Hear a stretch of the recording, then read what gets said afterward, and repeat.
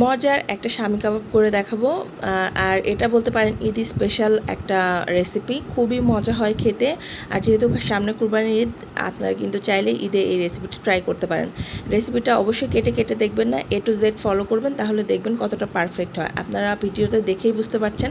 আমি আপনাদেরকে একটু ভেঙে দেখানোর চেষ্টা করছি এটা কতটা দেখতে যতটা না সুন্দর হয়েছে, খেতে তার চেয়েতেও বেশি মজা হয়। তো বাসায় অবশ্যই ট্রাই করবেন। আর কীভাবে স্টেপ বাই স্টেপ ফলো করবেন ভিডিওটা সামনের দিকে দেখলেই বুঝতে পারবেন। এখানে আমি ছোলার ডাল নিয়েছি 250 গ্রামের মতো আছে। এটাকে আমি আগের দিন রাতে ভিজিয়ে খুব ভালো করে ধুয়ে নিয়েছি। আর এখানে 1 কেজি গরুর মাংসকে আমি কেটে ছোটো ছোটো পিস করে নিয়ে ধুয়ে পানি ঝরিয়েও এখানে নিয়ে নিয়েছি। এখন এগুলোকে আমি একটা প্রেসার কুকারের মধ্যে দিয়ে দিচ্ছি। দিয়ে এখানে কিছু মশলা অ্যাড করব, যেমন সাদা এলাচ 4 থেকে 5টা, তারপরে ছোট সাইজের 2-3টা তেজপাতা দিয়ে দিলাম, একটা কালো এলাচ দিয়ে দিচ্ছি, আর একটা দারুচিনিকে আমি ভেঙে 3 টুকরা করে দিয়েছি। এখানে শাহি জিরা দিয়ে দিচ্ছি 1/4 চা চামচ।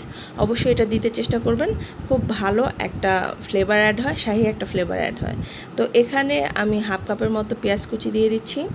বাটা মশলা অ্যাড করছি হচ্ছে রসুন বাটা 1 টেবিল চামচের মতো, আদা বাটাও আমি 1 টেবিল চামচ দিয়েছি। আর এখানে জিরা বাটা দিব 1.5 চা চামচ। দিয়ে দিচ্ছি হচ্ছে ধনিয়ার গুঁড়া একটু 1 চা চামচের মতো দিয়েছি। সামান্য হলুদ গুঁড়া কালারের জন্য, খুব বেশি দিতে যাবেন না। আর মরিচের গুঁড়া দিয়ে দিলাম হাফ চামচের একটু বেশি। লবণটা অবশ্যই স্বাদ অনুযায়ী বুঝে দিতে হবে, কারণ কাবাবের লবণ বেশি হলে কিন্তু আর কোনো উপায় নেই এবং খেতে খুব ভালো হয় না। এখন দিয়ে দিচ্ছি হচ্ছে গরম মশলার গুঁড়া 1 চা চামচের মতো, দিয়ে খুব ভালো করে মাখিয়ে এখানে পরিমাণ মতো পানি দিয়ে আমি এটাকে চুলায় বসিয়ে দিব। আর সিটি দিব 5 থেকে 6টার মতো, ঠিক আছে? তাহলেই কিন্তু সেদ্ধ হয়ে যাবে। আর সিটি দেওয়ার পরে যখন আপনি দেখবেন যে যদি নিচে পানি থাকে, তাহলে পানিটা পরে জাল দিয়ে শুকিয়ে নেবেন। তো এই যে দেখেন, আমি যেহেতু একটু পাটায় বেটে নিব, তো আমি কিন্তু একটু বেশি শুকনা করেছি। যদি মিক্সার গ্রাইন্ডে আপনারা মানে গ্রাইন্ড করে নেন, তাহলে কিন্তু একটু নরম রাখবেন, ঠিক আছে?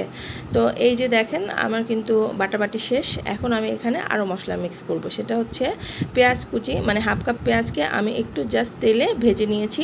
যেহেতু এটা আমি স্টোর করব ফ্রিজে, এই কারণে কাঁচা পেঁয়াজটা অ্যাড করলাম না। এখানে পুদিনা পাতা দিয়ে দিলাম 1.5 টেবিল চামচের মতো, আর হাফ কাপের একটু কম দিয়েছি হচ্ছে ধনিয়া পাতা কুচি। এখন দিয়ে দিচ্ছি হচ্ছে মরিচ কুচি। মরিচটা হচ্ছে ঝালটা আপনার টেস্টের উপরে ডিপেন্ড করবে, কে কীরকম খেতে পছন্দ করেন সেই অনুযায়ী কিন্তু অ্যাড করে নেবেন। আর এখানে এখন দিয়ে দিব হচ্ছে ডিম আমি এখানে 2টা ইউজ করেছি।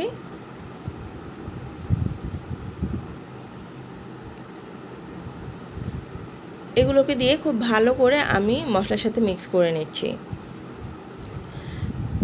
তো মশলাগুলো মিক্স করা হয়ে গেলে, এই ডিমটা মিক্স করার আগেই কিন্তু আপনারা অবশ্যই লবণটা চেক করে নেবেন যে এই অবস্থাতে মানে কেমন লবণটা আছে। ঠিক থাকলে তো থাকলো, না হলে অ্যাড করে নেবেন। আমিও কিন্তু সেটাই করেছি। এখন আমি এগুলোকে কাবাবের শেপ দিয়ে নিব। হাতে একটু তেল অথবা ঘি ব্রাশ করে নেবেন কিংবা ডলে নেবেন, নিয়ে কাবাবের শেপটা করে নেবেন। কাবাবটা গড়ার সময় দেখবেন যে চারিদিকে যেন কোনো ধরনের ফাটা বা ক্র্যাক না থাকে, মানে সারফেসটা যেন স্মুথ হয়। তো এই যে দেখেন, আমি কিন্তু কাবাবটা গড়ে নিয়েছি। আপনাদের দেখার সুবিধার্থে আমি আরও একটা করে দেখাচ্ছি। আর সাইজটা খুব একটা বেশি বড়ও হবে না, খুব হবে না, আর পাতলা হবে, একটু বেশি মোটা হবে না। তো এইভাবে কিন্তু আমি এখন ডিপ ফ্রিজে রেখে দিব। আর এগুলোকে আপনি 2-3 মাসের মতো স্টোর করতে পারবেন। আপনাদের দেখার সুবিধার্থে আমি কিছু ভেজেও দেখাচ্ছি। এখন চুলায় আমি তেল গরম করতে দিয়েছি। গরম হয়ে আসলে এখানে কাবাবগুলোকে দিয়ে দিচ্ছি। কাবাবগুলোকে দিয়ে আমি মিডিয়াম হিটে এগুলোকে ভেজে নিব, 2 পাশে গোল্ডেন ব্রাউন হয়ে আসা পর্যন্ত। তো এক পাশটা ভাজা হয়ে গেলে আমি উল্টে দিচ্ছি। দেখতেই পাচ্ছেন কালারটা কিন্তু কত চমৎকার এসেছে। আমি কিন্তু আর্টিফিশিয়াল কোনো কালার এখানে দেইনি। আর স্বাদের কথা তো আমি আপনাদেরকে বলতে পারবো না, আপনারা জাস্ট রেসিপিটা দেখে একটু ট্রাই করে দেখবেন এটা খেতে কতটা মজা হয়। তো এটা পোলাও কিংবা এমনিও যদি আপনারা বিকেলে স্ন্যাক্স হিসাবে ভেজে যে কোনো সসের সাথে পরিবেশন করেন, খুবই মজা হয় খেতে। বাসায় অবশ্যই ট্রাই করবেন, আর ঈদে তো অবশ্যই ট্রাই করবেন। ভালো থাকবেন সবাই। ভিডিও ভালো লাগলে অবশ্যই একটা লাইক, কমেন্ট, শেয়ার করে যাবেন। পেজটিকে ফলো করে রাখবেন, চ্যানেলটিকে সাবস্ক্রাইব করে পাশেই থাকবেন, আমাকে উৎসাহ দিবেন। ধন্যবাদ সবাইকে শেষ পর্যন্ত ভিডিও দেখার জন্য। দেখা হবে নতুন কোনো ভিডিওতে। আল্লাহ হাফেজ।